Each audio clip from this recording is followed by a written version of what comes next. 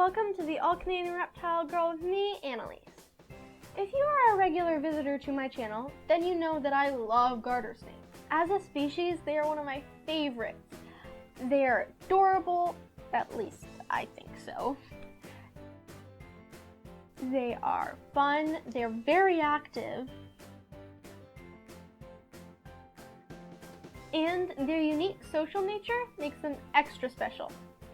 When I was young, garters were the very first snakes I ever interacted with, and kicked off my love for snakes, reptiles, and amphibians. They have a very special place in my heart, and I am really excited to share with you some of our new garter additions to our family. As a special treat, we have built them a really cool enclosure, and you get to watch them go in for the very first time.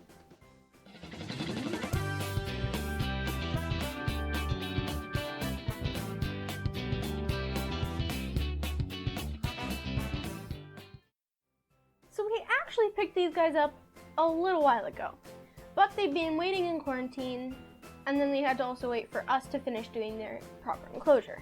They have been housed in plastic tubs, and they seem to like it. But to be fair, it's all they've known since they were just little bitty babies. There are over 85 species and subspecies of garter snakes, and the variations between them are amazing. I've introduced the IT crowd, our plains garter snakes, and you can check them out right here. We have since added a fourth member to that group. He came with the garters I am about to show you, and he has settled in quite well. Plains garter snakes are greenish brown with a beautiful bronze stripe right down the middle of their back.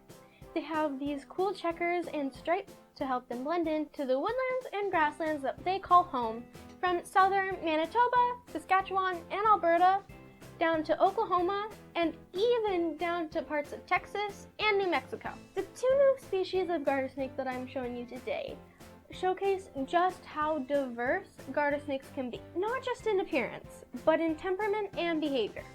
Let's start off slow with Jim and Pam, our new Coast Garter snakes, or Thamnophis elegans terrestris fox, if you want to get all fancy and sciencey, are just one of 5 subspecies of Western terrestrial garter snakes. So don't worry, they are not aliens. Western terrestrial garter snakes range from Mexico all the way up to the Canadian prairies and west to the coast. But this subspecies has a much smaller range, limited to coastal California and parts of Oregon.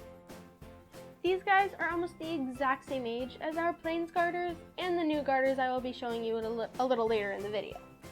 But these guys are much bigger. They have a broader, shorter head, and they have these gorgeous rusty browns on their sides. As they age, the black color will become less pronounced, and the reds will become more prominent. But there is a huge variety, and some can be almost all red, while others can be almost all black and pretty much every single combination in between. In terms of temperament, these guys are not nearly as excitable as most of the garters I've encountered. They're not quite as laid back as corn snakes, but they're pretty close. They also love water. Every time I go into their enclosure to get them out, they're almost always in their little water dish. You'll see in a minute that we have upgraded them to a hot tub, but I suspect that as they get bigger, I will need to upgrade that to a nice big pool.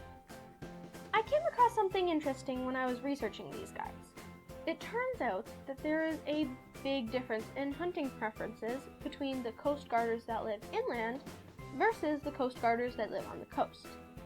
They both eat a big variety of food: insects, slugs, salamanders, small mammals, lizards, etc. But the inland coast garters readily feed on fish, while those that live on the coast don't. So what? They just don't like fish. Big deal, right? Well, actually, the reason that this is cool is because it seems to be on the genetic level. Even newborn coastal coast garters won't eat fish, while newborn inland coast garters will readily hunt in the water. This example of microevolution means that we are potentially seeing the formation of a brand new subspecies in action. I think that is really cool. Moving on to the last of our brand new garters that I have to share with you guys today are Kelly, Angela, and Dwight, or as we call him, Dwigget. Our trio of Valley Garter snakes, or, if you want to be fancy, Thamnophis, Sirtalis, Bitchy, Fox. These are a subspecies of common garter snake, which can be found coast to coast in every US state and most Canadian provinces. This particular subspecies is found on the west coast of North America, from California all the way up to Alaska, and extend east through Idaho in the US and most of BC and Canada. It is interesting to note that these guys and the Coast Garters I showed you earlier were both discovered and classified by the same guy, Rufus Wade Fox Jr. in 1951. I think that it is a really cool coincidence that of the 85 plus species and subspecies of garter snakes, the two that I am showing you today were discovered and described by the same guy less than 70 years ago. Anyway, these Valley Garters are gorgeous little snakes, but oh my goodness, are they ever crazy and super spazzy. As you can see, they are much more thin, and their tail thins out to an almost thread-like thickness that they readily use to whip me mercilessly whenever I handle them. They do eventually calm down, but even with steady handling, they still musk and poop on me every single time. And they have this delightful habit of flinging their tail around while they do it, sending it everywhere. Even though these little guys are difficult, I think that their beauty more than makes up for it. And I can't wait to put them into their new tank and watch them explore every day. Speaking of their new tank, let's get them in there. Are you ready to see it? Good. Hold on, I think I might need to rearrange a few things. Give me a second.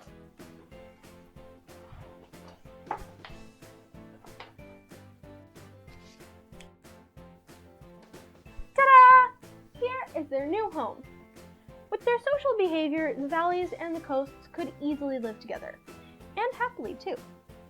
But even though they are different species of garter snake, they could still interbreed, and we would like to avoid that.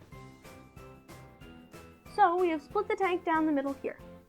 To make up for the lack of floor space, we have added some shelves and different layers, basically, that they can hide on or climb in. This project was a lot of fun, but it was our first try at this kind of setup, so we kind of had to figure it out as we went along. So we didn't record it, but we will be sure to record the next one that we do like this. Basically, we built the back and the shelves out of spray foam, trimmed it down, coated it in brown silicone, and then added dirt, moss, and bark. And then, of course, we set it up like all of our other bioactive enclosures with a drainage layer, substrate, plants, and of course, isopods and springtails as a cleanup crew. Here is Angela, Dwight, and Kelly's side. They've got a few little nooks and crannies that I think they are going to like. Like this little cork around here is neat, and there's a cozy moss curtain over here that I think they will be spending time in. And of course this big open area for them to zip around in. Alright, let's let them explore.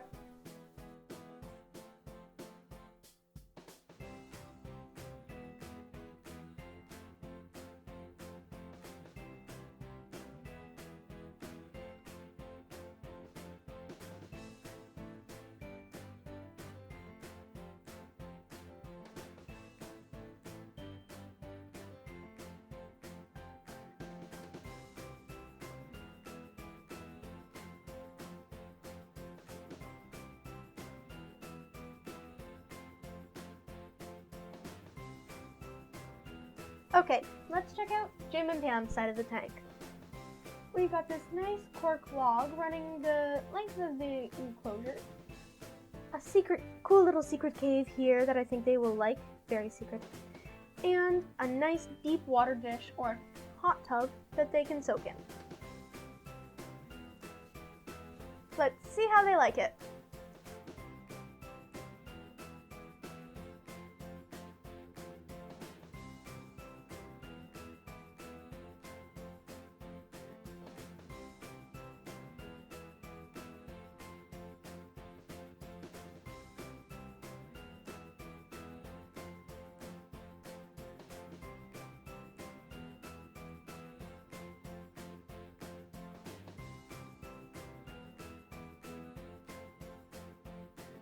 Okay, that's what I like to see. Lots of exploring and checking things out. They seem to really like their new home. I am so happy that they are out of those bins and that's in a place that they can finally explore, and that I can watch them while they are doing that. Garters are such wonderful snakes. Their social nature and their ability to adapt to almost any environment are just some of the many ways that just make them incredible and make them stand out from all other snakes. As a group of snakes, garters are one of my absolute favorites. I am so happy to have such a great collection to take care of. That's it for today. Thanks for watching me, the All-Canadian Reptile Girl, and of course, Dwight, Kelly, Angela, Jim, and Pam. I hope you enjoyed watching them go into their new home for the very first time. I think that they are going to love it. Please don't forget to check out my other videos. And as always, please like, share, comment, and subscribe. And remember, nurture all nature. See you next time. Bye! They have been housed in plastic bags.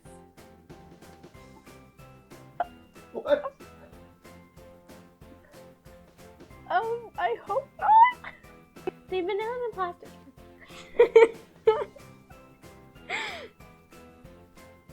They have been housed in...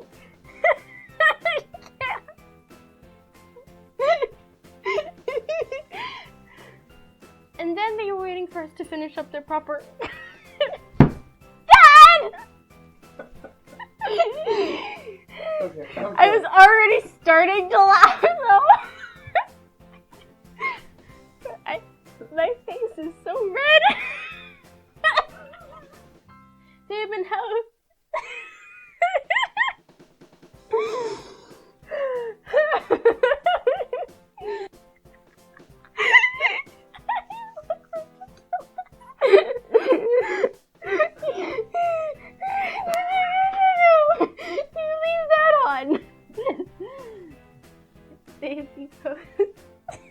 These bags now instead of bins. Oh. Plastic bins. Plastic bins. Plastic bins. Plastic bins. Plastic bins. Oh, I'm just gonna say tubs. Say that. I'm gonna say tubs. I can't not say plastic bags now. Okay, they've been living in plastic bins.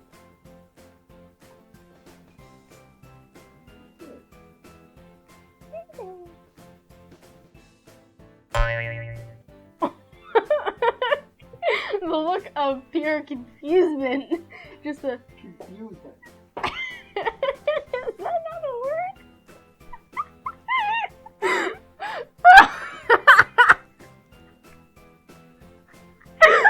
I think I meant confusion.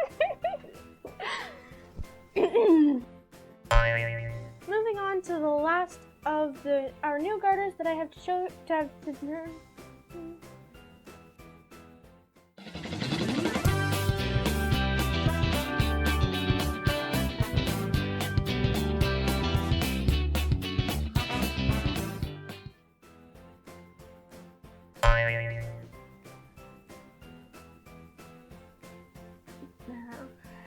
I couldn't figure out whether I was going to do that as a species.